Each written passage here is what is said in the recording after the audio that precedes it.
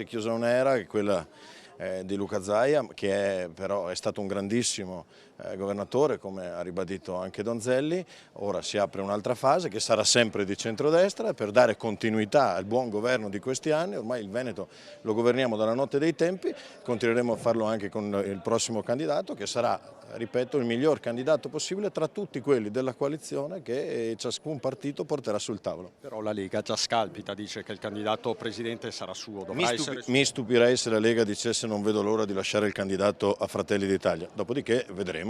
Una pagina politica nuova dove nulla si può dare per scontato, soprattutto dopo la pietra tombale sul terzo mandato con il no della Commissione Affari Costituzionali all'emendamento dei senatori leghisti. Luca De Carlo parla accanto a Giovanni Donzelli, responsabile organizzazione di Fratelli d'Italia, di fatto il primo colonnello meloniano. La politica è anche questione di prossemica. Non abbiamo una data delle elezioni, quindi per andare a ritroso dal deposito delle candidature per fare una discreta campagna elettorale, considerato che c'è anche l'estate, credo che ragionevolmente o appena prima o appena dopo d'agosto potremo decidere. C'è tutta l'estate davanti, quindi anche per dividersi, ma De Carlo è fiducioso sulla tenuta della coalizione. Ciascun partito può correre da solo quando vuole, semplicemente perché sono i veneti che sempre ci hanno mandato dei segnali molto chiari. Laddove nei comuni siamo andati divisi abbiamo regolarmente perso e quindi non credo che la Lega, per come conosco io e per lo straordinario rapporto che ho io con Stefani, abbia mai pensato ad andare da solo. Magari qualcuno all'interno della Lega, non Stefani, ha creduto di poterlo fare per un proprio tornaconto magari personale,